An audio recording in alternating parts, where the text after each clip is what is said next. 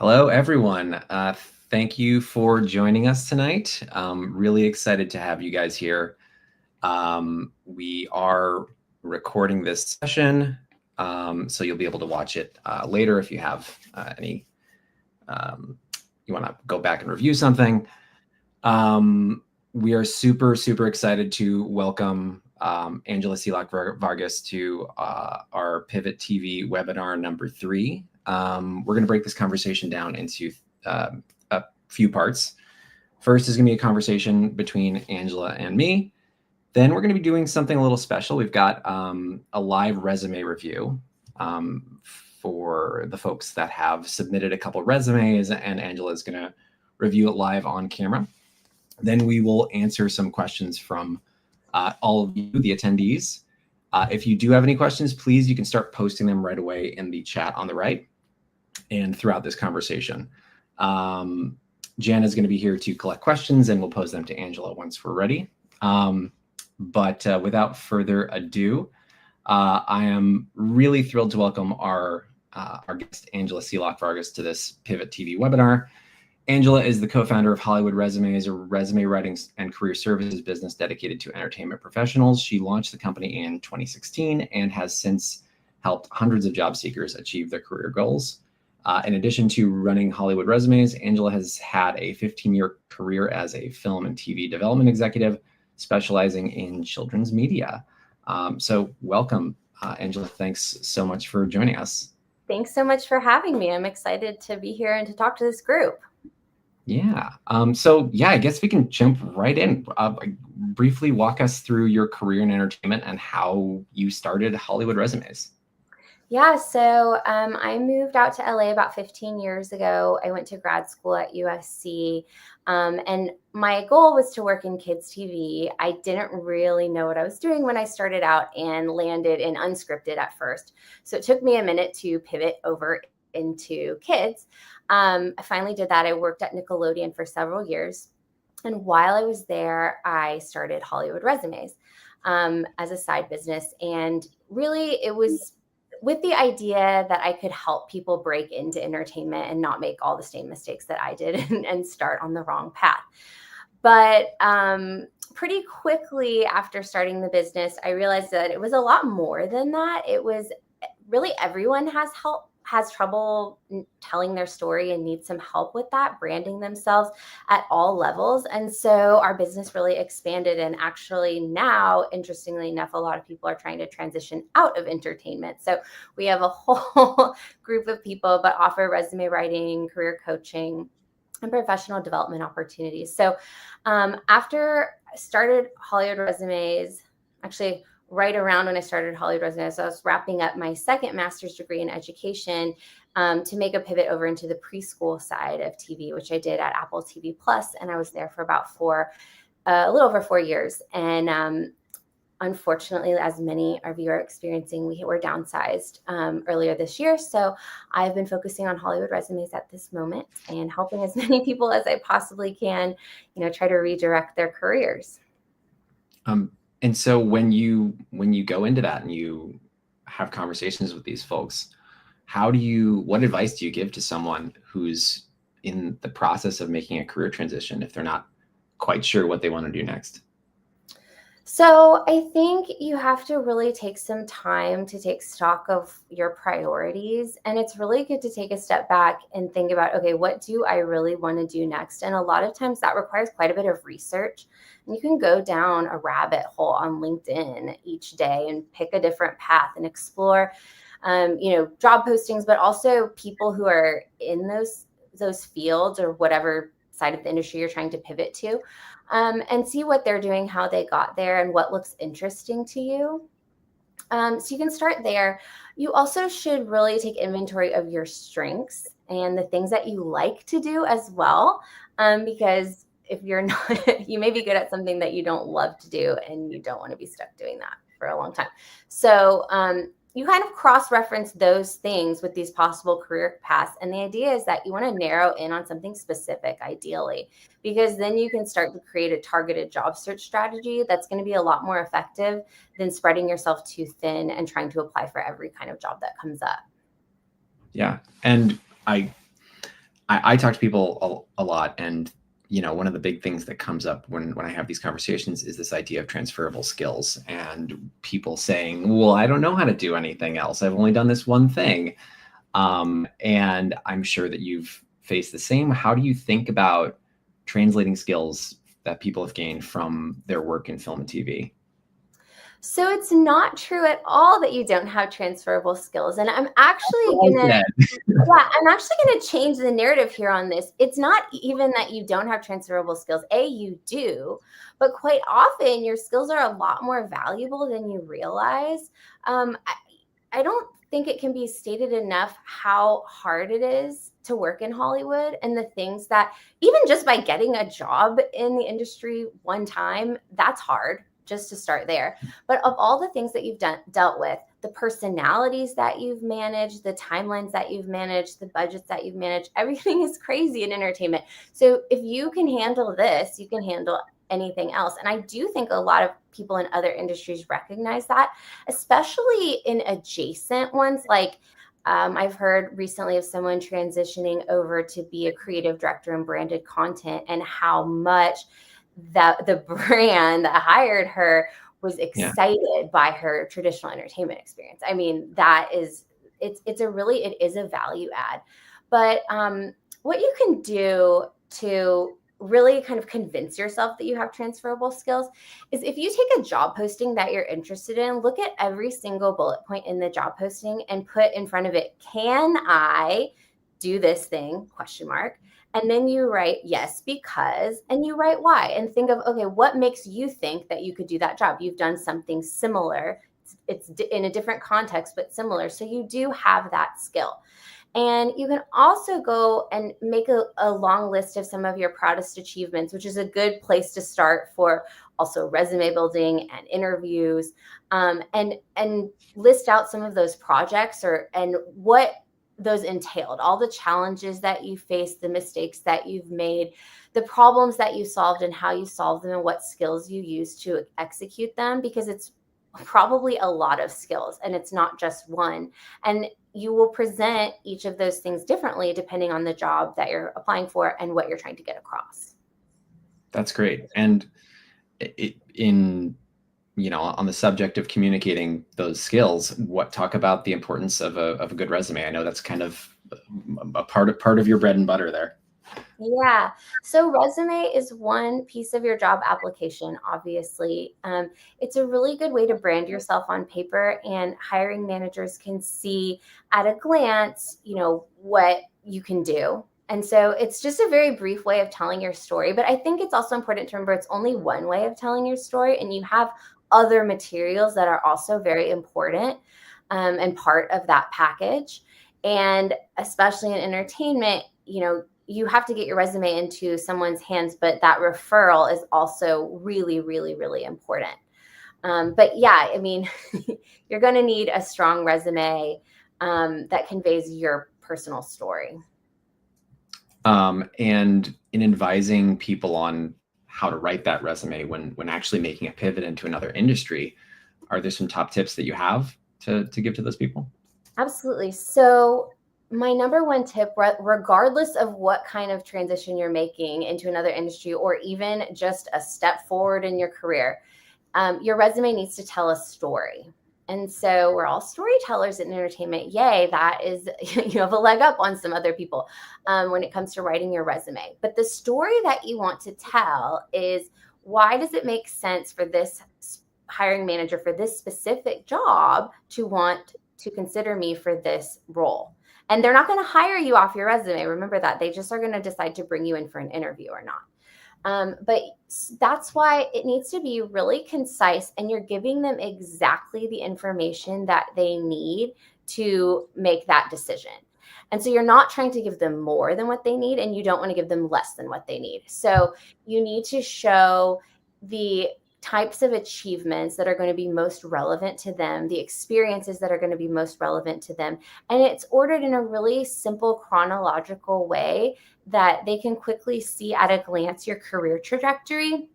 That's very important. You want to have a familiar format that is very simple and clean and has lots of white space. you want the hiring manager to get a document that feels familiar to them so that they can glance at it in 2 to 10 seconds and make a decision. And that's what they do. They look at them so quickly. So if they're having to scan all around to piece together your story, that's going to be confusing and they're not going to understand it. So just a really clean and simple story. And again, your experience dictates how that should unfold. So, I always tell recent grads that education needs to be at the top because you're saying, hi, my name is Angela. I'm a recent grad, but if you are, a creative executive, hi, I'm Angela. I'm a creative executive. That is the first thing that you would want them to see.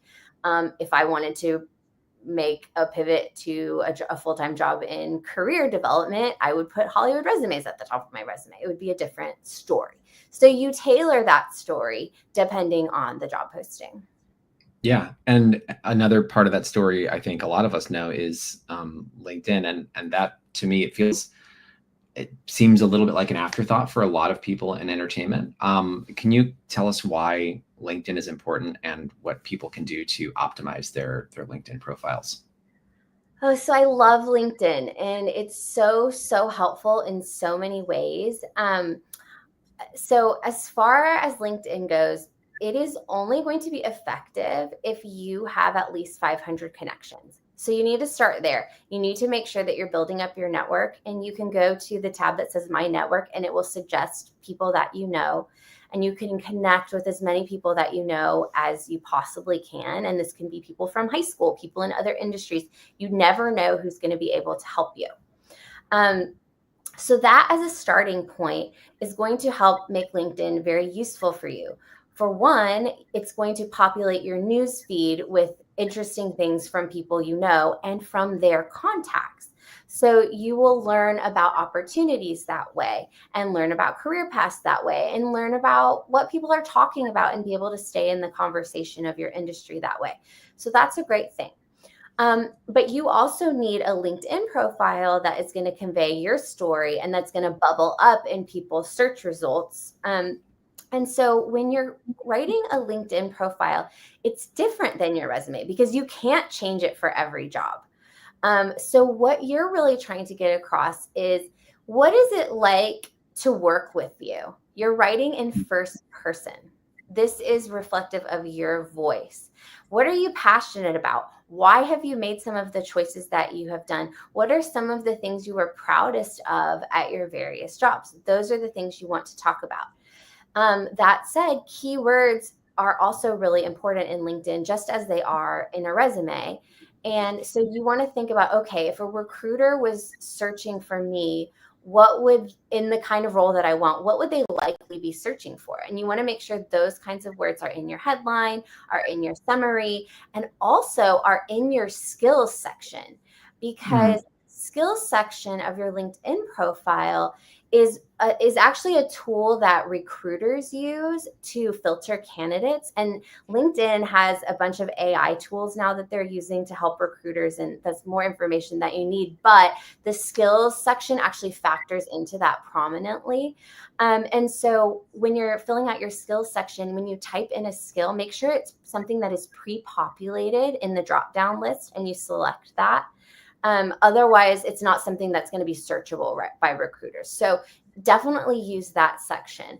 But, it's really about being personal and telling your story in, again, a simple way. You don't want to have 20 entries on your LinkedIn profile because no one's going to click see more, see more, see more to read it all. So think about how to tell your story concisely. If you are a freelancer or have had a lot of freelance roles, it's often good to group all of those together and just list out some of your credits and talk about what you did sort of in a macro way. That's great. I do want to double click a little bit on searching within LinkedIn, because I know that there are several tactics that people can use in terms of, how they search for either connections or job opportunities that are out there. Is there anything that you've picked up over the last, several years in terms of how to perform that search using your knowledge of LinkedIn? There are actually a few different ways you can search on LinkedIn. And so the most obvious one is if you have a job posting of interest and you know generally what team they might be on. You want to go and you search by company, and then you click on people, and it will show you all the people that work there, and it will kind of order them in order of how closely connected you are to them. So any first degree connections, yay, you can reach out to that person, ideally via email, because I find that LinkedIn messages tend to get lost. Reach out to that person that you know, have them refer you for the open role. If you don't have any, then you go down to the second degree connections and you try to prioritize the people who you're close enough to that you don't feel uncomfortable asking for a favor, and then see who of those people is the closest to the department that would be hiring. And you have to kind of babysit that process to get your resume into someone's hands, but that's the best way to figure out who you know that knows someone and to get a referral. If you are just generally networking, like you have a company of interest that you want to get in touch with, you can do that same process to get someone to refer you to someone in the department just for an informational interview as well. Another thing that you can do is you can look at your friends' contacts, and just click on people who you know who are in a certain field and see who they're connected to. And if there are any interesting people that you may want to meet, that might also kind of clue you into people that you should know. And you can, and if they're your friend and they're someone you know well, then you won't be so scared to ask for a referral for an informational interview. And just one note on that, I will say, if you are ever feeling hesitant to reach out to someone, just think of it as if they were to reach out to you, would you do the favor for them? And if your answer is yes, then you should feel comfortable reaching out to them. And if your answer is no, then you probably should not. And just for people who are not familiar, I'm familiar with it. I know some people who are, but the term informational interview, can you just briefly explain what that entails, what that means? Yeah. So an informational interview is not a job interview, and that's super important, but it's just a meeting where you can learn about someone's job, their career path, and assess if their company or their path is one that you want to pursue. So you really come in with questions prepared specifically about things that you want to know.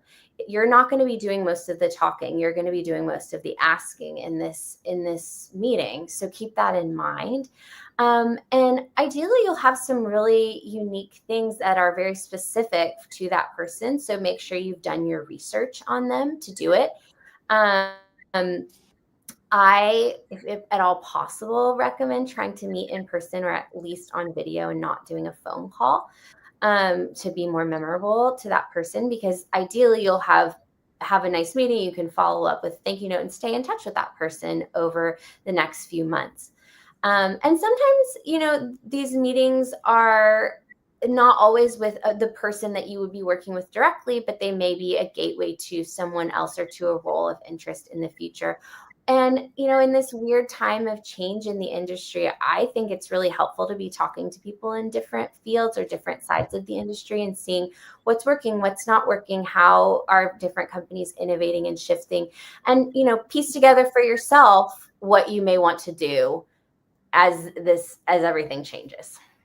That's a great segue into the next question, which is that the job, we know the job market's pretty tough right now. Not just in entertainment, but across multiple industries. How can people stand out? Oh man, I think you really have to stand out by proving that you want a specific kind of a job, and that means being really targeted. So, kind of what I talked about at the beginning, if you can identify a few companies of interest and be really specific and build a web of informational interviews at that company, it's going to show you really care and that you really do want to work there. And so you're going to have a leg up over anybody else who applies just cold or even just with one referral. They're going to know that you really want to be there. That said, you also have to present yourself in a way that aligns with what they are looking for. So you want to make sure your elevator pitch is right and in alignment with that story. Your resume, your LinkedIn, all of those things need to match up. And so that's why it's really helpful to try to be targeted with your job search, because it's much easier to get your story straight and not have to be telling a bunch of different stories. On that storytelling point, I know a lot of people in entertainment may not be used to writing a traditional cover letter for job applications. How should people be thinking about cover letters and how to approach them? Okay, cover letters are really easy to write, actually, if you know how to approach them. And I think the trick is if you have been a hiring manager and you've read a lot of cover letters, you'll see what works. But if you haven't, then they can feel kind of intimidating. A cover letter is really just trying to convince the hiring manager to read further into your application. You're not getting a job off your cover letter. You're not getting an interview off your cover letter alone. So remember that to start. But you're really just saying, hi, here's who I am. Here's why I'm interested in this role. And here are the top 3 reasons, pretty much 3 to 4 things that I've done in the past that align with what you're looking for. And so this is why I think I can do this job really well. And that's all you're really saying with your cover letter. So it's 3 paragraphs. It's really short, half a page maximum. I'm going to go ahead and plug our book, The Complete Guide to Entertainment Industry Cover Letters, if you need some help with that. It's available on our website, and it is a step-by-step guide to writing a cover letter, and in a way that is easy to replicate over and over again and not feel stressful and take a really long time, with lots of examples. So I could direct you to that. And the other one thing I will say about cover letters is that cover emails are equally important. If you are applying for jobs via email, you would be amazed at how many people apply for jobs by email with a blank subject line or just say resume attached. And the ones that stand out are the ones that just write a little 3 sentence note of why they're excited about this job. And so it's really important that you also include a cover email, which is shorter than a cover letter if you're applying for jobs via email. Great.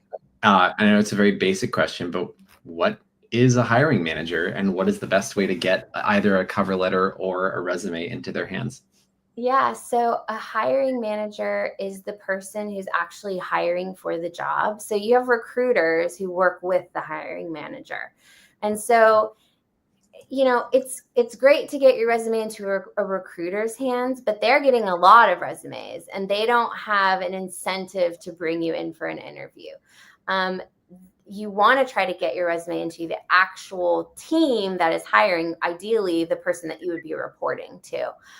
Or sometimes, it may be someone who's moving up and looking to backfill their role. That often happens too. But that is who you want to meet. And so you go through really the steps that I actually just talked about on LinkedIn is the best way to do that, to figure out who has a connection to that person or someone close to that person that you think you could get your resume to that person. You can also think, about your network and people you've met recently and reach out to ask if nothing's bubbling up on LinkedIn. There may be some other ways too, but I think LinkedIn is the simplest tool for doing that. Great. I guess moving to a different subject, job hunting is pretty stressful. And I think people can all feel that at some point in the hunt. What are some ways to make it less overwhelming? Do you have any tips on staying organized and kind of on top of things? Yeah, it does feel really overwhelming. I have a few tips. So I think the first is that to try and take some of the emotion out of it if you can, by being a little bit methodical about it. And if you can come up with a really concrete plan, like if you say, okay, I'm going to set a schedule for myself with some micro goals. I'm going to do research on these companies this week. You can put it on your calendar. And start there until you figure out what your targets are. And then once you have targets, okay, great. I can start approaching the job search from that angle, which means I'm going to set up a timeline for checking their job boards. You can automate some of this too on LinkedIn or Google Careers. So you can set up alerts for yourself to get notified of new openings, which is a good thing to do and will save you some time. But get in the habit of, following those companies, checking on their websites as well, because I think sometimes they don't always post things necessarily on LinkedIn. So set a calendar for yourself to check for openings, but also start making that web of informational interviews at those companies.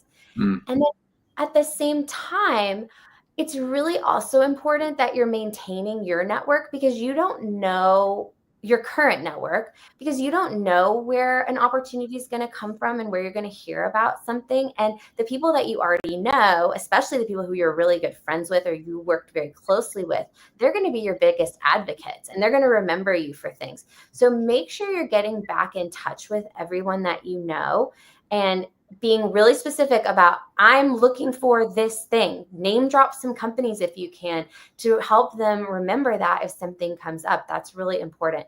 And I also think it's really important to stay in touch with your friends in those close contacts, just for your own mental health too. I think it creates a positive, it's just a positive in your week to be able to do that. So set aside some time each week. Make a list of people who you want to meet and who you want to re-meet, and tackle a few each week. Don't send out 40 networking emails in a week. If you do that, you're not going to be able to keep up with them, but B, you're going to be pushing your meetings out months and months away. So try to prioritize the people, find some way that makes sense to you to prioritize people for outreach. And that way you can kind of balance networking with job search and job applications, and just set a calendar for yourself. You do this at work, like you time manage things at work.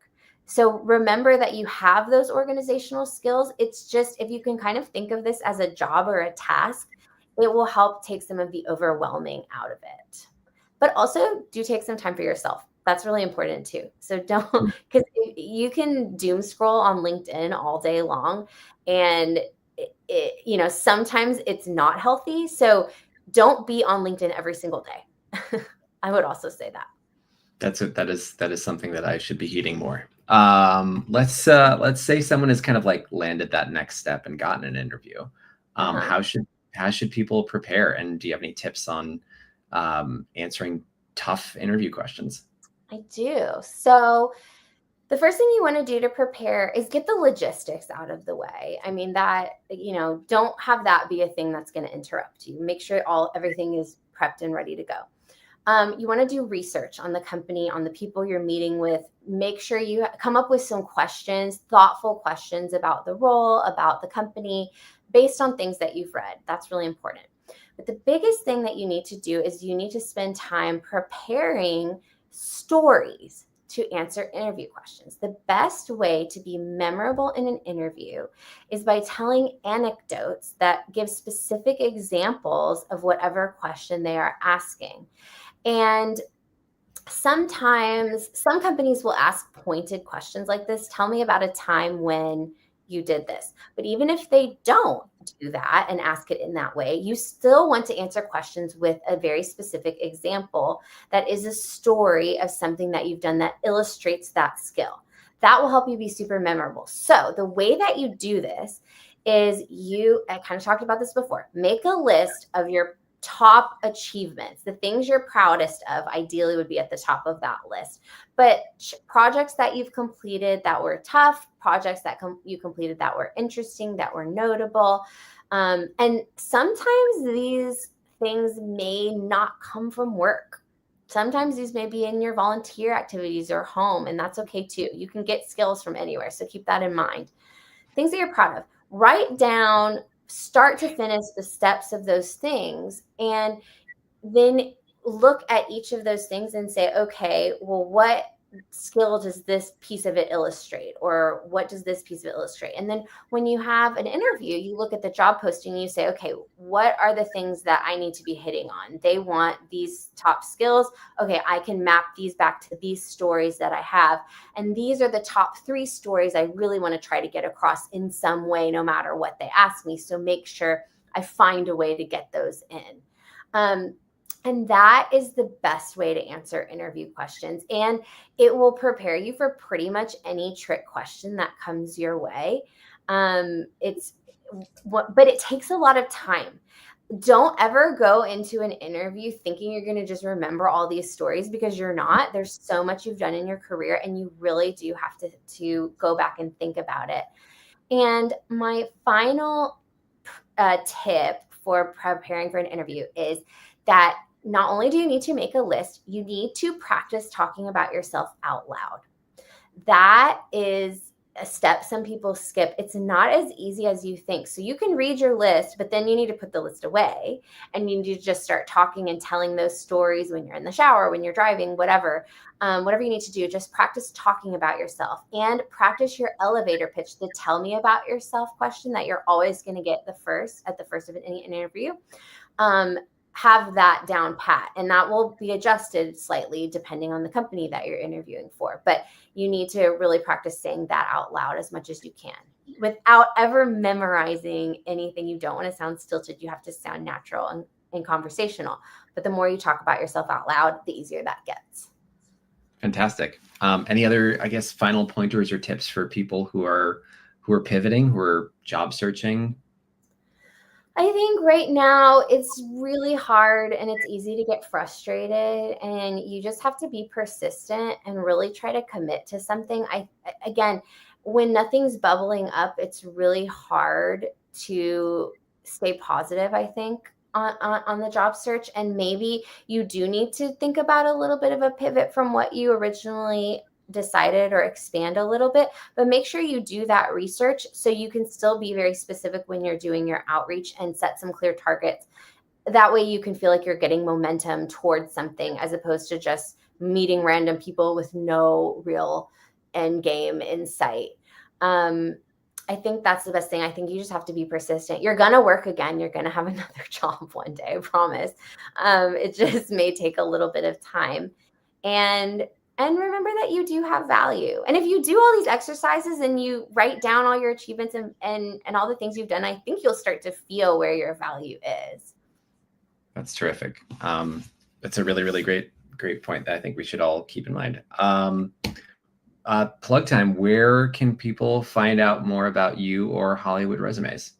Yeah, you can visit hollywood-resumes.com to learn all about our services. So we do job application preparation, which is resume writing, cover letter writing, LinkedIn profile writing, and professional bio writing. And then we also do career coaching. We have different packages for that. And then we have several webinars on different topics related to the job search and personal branding.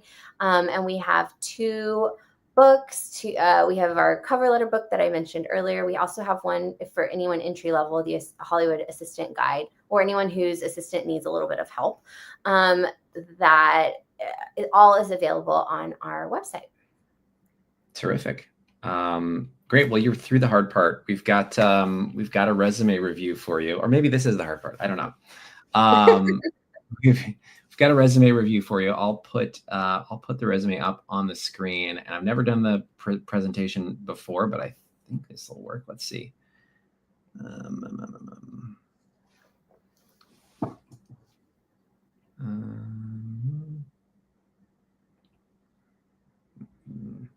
You know what? I'm going to present a PDF directly.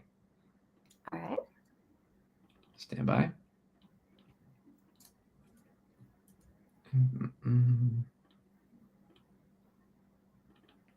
All right, let's see. Can you see? It's loading. Not yet.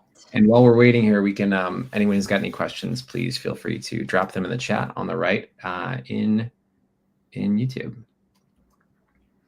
Okay. It's very small. Can you see that? Is there a way to make it bigger? I don't think people are going to be able to see that. Or start from the top, maybe. Let's see. Let me see if I can zoom in or something like that. Full screen layout. Does that help at all? Not really. A little bit. It's a little bit blurry, so I'm not sure what people can see. But I mean, I can start talking about this right away. Okay, the format it's a good format overall, but it has too much text. Like it's hard to. There's not enough white space. And so it makes me not want to read it. And so you have to really think about, okay, how do I create more white space on my resume? Do I need all of this information? So that's a starting point for this. So I don't know can you zoom in on specific sections so people can see the words? Oh, and it has a credits list as well. Yeah, credits list on the second page, which This is for someone who, sorry, I have a little context here. This is for someone who's looking to pivot from IT management in an academic setting back and from a film and TV entertainment producer role to a producer role in emerging tech. So that's why there's some credits here as well. So, okay, well, I'll start with the credits. So this looks fine, but if you're trying to make a career transition out of entertainment or to anything adjacent, credits aren't always going to be the best way to go because people outside don't really understand what an associate producer is or a field producer or a production coordinator. And so people in the industry who are looking for those jobs, they know what that is. So there are other ways to show credits, but you have to show them in context, within the context of your resume. So this is great. Like if you were trying to transition even from freelance to full-time and you wanted to lead with the first page as a traditional resume, but then show your credits at a glance, that could work. But for a pivot outside of the industry, it's not really the best move. Gotcha. Nice. Let's move on. We can do another one. I'm actually gonna try one where we do the full screen share. I'm not sure if this is gonna work or not, but let's give it a go.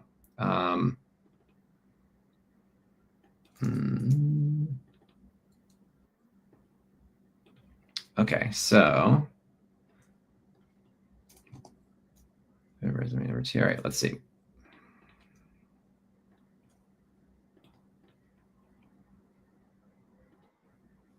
Okay, I can do this. All right, let's see if this is better. Can you see this? Is this being shared? Yeah, I can see this one. Terrific. Right. Okay. So what does this person want to do? So this one is, sorry, let me do this.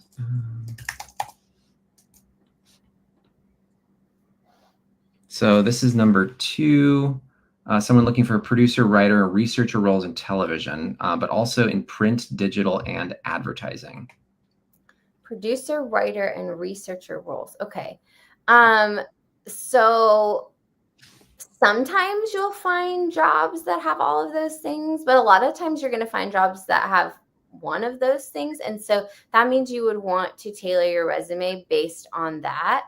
It looks like this person has a lot of experience that maybe is some experience that is overlapping.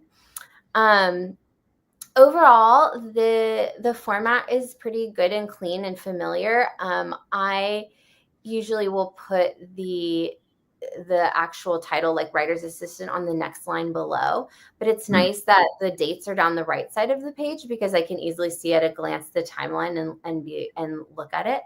I'm not sure that you need this many entries on here.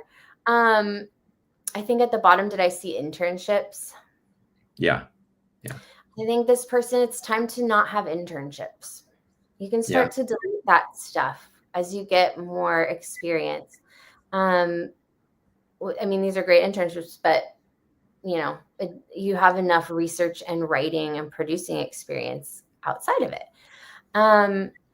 So basically what you want to do is with each bullet point, you want to have a lead with a really strong action verb, and you can figure out what that should be based on the job posting. You can kind of tailor your resume to the job posting with some of the verbs that they use. But I'm seeing a lot of repetitive verbs or even non-verbs here. So researcher is not a verb. But then you have research and pitch, producer, pitch, produce, pitched. So you're not giving me a whole lot of information about the wide range of skills that you have or how you applied these things. So what you really want to do is the first bullet point in each section should be a sort of like the log line of your job, your main job function, but still leading with a verb. So okay, even if you look at the first one, the Dublin Times, Yeah. Pitch headlines to editor plus research, interview and write pitched and assigned articles. Okay, but that doesn't tell me anything about what you were doing, what the articles were about, what Yeah. this publication is about. I need more context. So Yeah. you want to help the reader picture you in the role. So that think about that for every single one of your entries. You'd want to do that. Now, if it's something like Comedy Central, people know that is a comedy TV network. So you don't need to write for Comedy TV Network, but you may give some more information about the department. Or, when you're thinking about things like that, if it's a really well-known company, then give more information about the scope of your work. But you really want to help someone picture you in the role. And then subsequent bullet points, you really want to vary up those action verbs and look at the job posting and you match to whatever that thing is.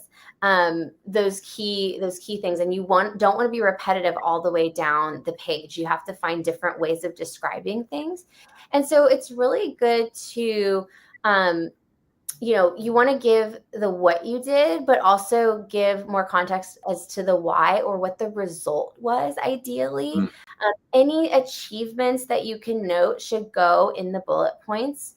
And achievements in entertainment sometimes look a little bit different than they do in other industries.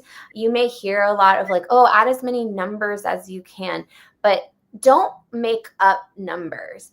It doesn't work if you say you grew a social media page by 50%, but you started with 10 people. Yeah. So I see people do that a lot to try to get numbers on there, and that doesn't matter as much. It's more about what the achievement was. So sometimes that may be just the title of the show, the fact that you executed production of a hit show or whatever it was, or how many episodes that you worked on. Give them a sense of volume. There's a lot of ways to quantify and qualify the things that you were doing without it just being percentages and numbers. So keep that in mind. That's great. Yeah, but again, like this resume is very repetitive. And so, just at a glance, I'm not getting a sense of like what is special about this person. So I would be more specific about, some of these things. And there are some good things on here too. I mean, wrote 8 30 to 40 page episodic deep dive research theses and pitched 3 to 4 weekly topical news stories for monologue. Like, wow, that's a high volume. Okay. So I understand that gives me a lot of information, which is really helpful. Research locations and logistics for field pieces, that's fine, but you could probably combine that into another bullet point to be a little bit more meaty. Manage production logistics, including or something like that. Great. And I guess more kind of like broader question about this. If you have a pretty good depth of experience and you've had years behind you, do you tend to go deep and narrow, or broad and shallow? Like go deeper into individual roles that you've had, or less about more roles, I guess? The more senior you get, the more I tend to focus on the achievements that made a huge impact on the business. So, and the leadership skills. So you get out of talking about some of the in the weeds day-to-day things that seem obvious, and you talk more about those leadership things, the things that made the company a lot of money, or starting a new department, or things that innovated in some way. Those are the things that I really kind of focus on with executive or higher level resumes. But you still have to tell the right story. So I don't think broad is ever a word I would really necessarily use for a resume, because you want to be targeted to a specific role. So by definition, that means that you're giving a really specific information to match that role. You can have a master resume, but you shouldn't be sending a master resume out all over the place. Like, you want to be tailored to the story that they want to see. Great. Okay, terrific. Well, we've just got just enough time to get to some audience Q&A. So we've got some questions already coming in. Very exciting. First, what information is considered too much when answering a question? At what point does honesty, like bad boss, not passionate, negatively affect your chances of advancing in the interview process? Okay, so my best tip on this is always stay forward looking in an interview. Never bash your boss, never talk about a toxic company. It's just not worth it. You don't need to. It doesn't tell them anything about you. So why spend time talking about it? Instead, what you do is you talk about why you're really excited for this next role.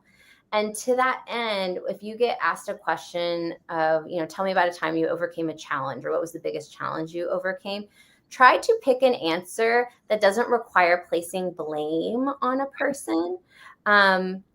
A really good one is if you navigated something during COVID, like no one can be blamed for COVID. So, okay, you were presented with a challenge that's nobody's fault, and there's no risk of you talking badly about someone. It doesn't have to be COVID, but that's just an obvious example. So try to pick challenges where you're not having to do that or forcing yourself into those kinds of conversations. But you do want to be honest about your goals. If you're, if it's not a fit, it's not a fit. And that's just the reality of it. But hopefully, if you got an interview, you're there for a reason. So be able to articulate why you're really excited about that company. And that's going to just be forward looking. That's the most important thing. Terrific. So got another question. There are some jobs that I know I don't qualify for because I don't have one out of the 10 requirements. Is there any way to highlight some of their key skills in my cover letter or resume? Okay, if you don't have one out of the 10 requirements, you should definitely apply for this job. Most people, I see this a lot where people freak out because they don't have one thing. And it's like, well, ideally in a job, you'd be learning too and growing. So that's probably good if you don't have every single thing that they're asking for, then there is room for growth. So I notice people dwell on the things that they don't have. And I've actually seen people in cover letters write, though I'm not da da da da da, I do this and this. Why would you set yourself up negatively? Skip over that completely. That doesn't matter. It's irrelevant. Here's why I think I can do this job. And those are the things you need to do. And so when you're writing your cover letter, what you're really doing is looking at those top maybe 3-ish bullet points in the job posting and giving some examples and context of your work history that aligns with those things. Those are the main things that they want to see.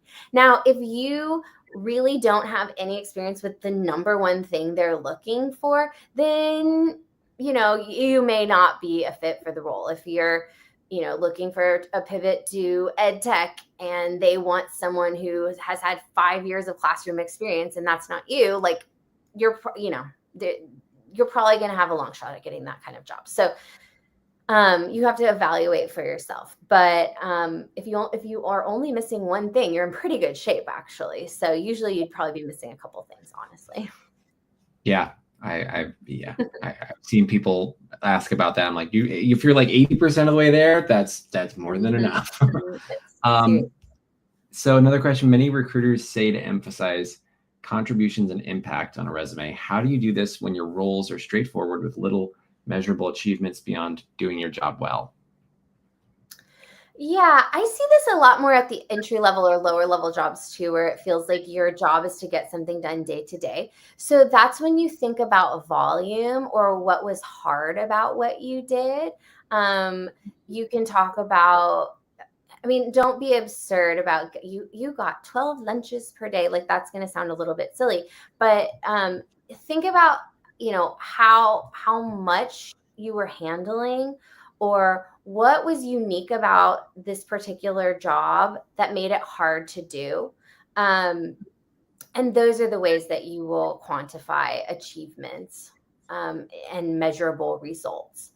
That's the best thing you can do because there is a purpose. Every task that you're doing has a purpose. So make sure you say the why, like what was the reason that you were doing that thing. Great. when applying for out-of-state jobs that you are willing to relocate for on short notice, but the job description doesn't mention relocation assistant, is it beneficial to lie about where you live? I wouldn't necessarily lie about where you live.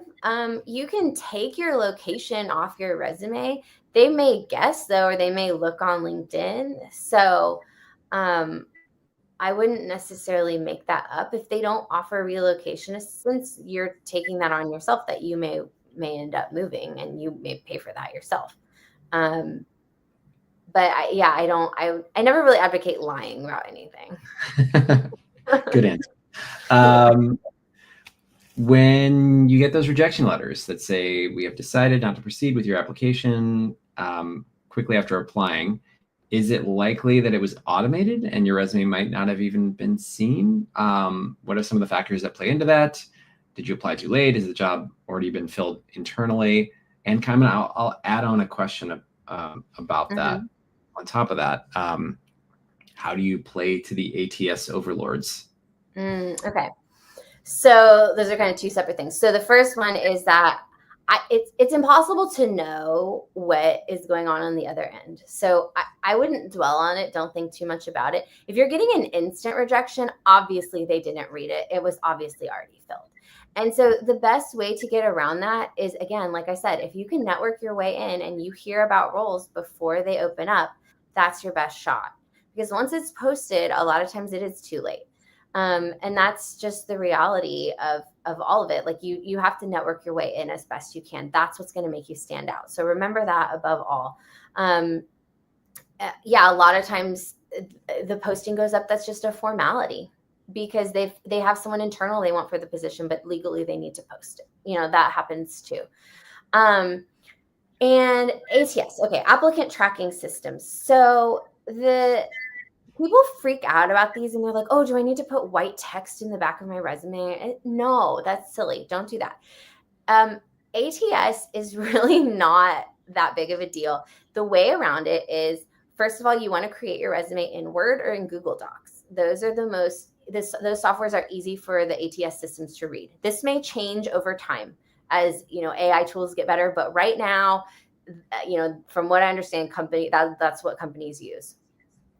So if you create your resume in Canva or in Photoshop and you have lots of graphics, that's going to confuse the system and it's not going to be able to read your resume. So keep that in mind. If you're only applying for jobs via email, then it doesn't matter as much. Secondly, you want to try to avoid tables as much as you can. I really recommend having a 1-column resume for that reason. Like the one that you showed is much easier for an ATS to read than a 2-column resume. There are cases when I do recommend a 2-column resume, like if you had a career and then you went back to grad school in a more relevant field and you want to show both of those things near the top of your resume, then maybe a 2-column resume would make more sense. But remember, if you have a non-traditional path that requires something like that, you're going to have to do the extra work to get in anyway. And then the second thing you want to do is you think about keywords. So you just need to get them into your resume somewhere. And the way that you do that, you look at the job posting and you think, okay, what are the most relevant keywords that they're going to want to see? If they say Photoshop is a must, the word Photoshop better be in your resume because they're going to probably filter for that. But they're not going to filter for something like motivated. They're not going to filter for these, intangible qualities or soft skills. They're not going to filter for those kinds of things. They're going to filter for if you were trying to hire an assistant, you would probably have assistant be one of the words that you were looking for, or scheduled, or, that kind of thing. So if you think about it that way, if I was trying to hire this person, what are those words that I would be really looking for the most? Marketing or whatever, something like that. The job posting will be your guide. And that's really all you have to do to get past them. It's not rocket science. You don't have to do anything crazy. Just use Word or Google Docs, keep it a simple format, and get those main keywords in there. On the subject of optimizing your resume, cover letter, whatever, for the job at hand, how do you feel about using AI for cover letters and resumes? So AI should not be the end all be all. If you're not a great writer and you need some inspiration and some help, sure, you can use AI to try and give yourself some ideas or to give you a format. But we've done some experiments with AI resumes and they come out really generic, and cover letters, they come out really generic. And I noticed that they have a really hard time taking the job posting and figuring out necessarily what the most relevant information is. Sometimes they'll make a sentence that sounds like it's the right thing. My experience doing this led me to this, but it's like, wait, actually that's the wrong experience you're highlighting to show that thing. Why would it do that? So it has a hard time matching your story to the story that needs to be told. So if you need it to tweak some bullet points, fine. I would really caution against using it in a professional summary because they sound so generic. You'll sound like every other person. And sometimes it just sounds like jargon after a while too. Yeah. You think you sound impressive, but then when you actually read it, you're really saying nothing. So be really careful about AI. I honestly think you would probably spend the same amount of time writing a cover letter yourself versus generating one in AI and revising it. Like it'll probably take about the same amount of time. And then generally for a resume, it's like the same. You're going to spend a lot of time tweaking it if you want to get something good out of it. Yeah. And we have time for, I guess, one more question. What is a good standard for reaching out to people and knowing when to pull back? When is the line when your persistence works against you? Oh man. Okay. So, well, you should always send at least 2 emails at the beginning. If someone doesn't respond to the first one, give them the benefit of the doubt because a lot of people don't see things. So you could do 2 or 3. And then if they are still ghosting you, then okay, maybe they want to end this relationship and that's fine. That's not a priority. To make it feel more natural, I think a good thing to do is try. Right now is a good time because it's the holidays. You can reach out and just send nice notes to people where you're not asking for anything. And that's a good way to just stay on people's radars without making it feel like a one-sided relationship where you're always just begging for help with something. And so the more that you can do that, the easier it will be to ask for something in the future. And yeah, I mean, you kind of have to go with your gut, I think, on this one. But most of the time, I would try to give people the benefit of the doubt if they're not getting back to you on something. Just because people are busy and they're not always thinking about you. And that's just the reality of it. So. Great. Well, thank you so much, Angela, for joining us today. Thank you, everyone who came and watched this webinar. For anyone who hasn't yet joined Pivot TV, we have a Slack group. I've just posted the link in the chat. Now you can use that to join the group. And we'll kind of roll out some additional stuff about our YouTube, about our Substack in the comments of this video when we release it. And again, thank you so much, Angela. This was really wonderful, and yeah, I guess everyone have a wonderful night. Thank you so much for having me. Great. Take care.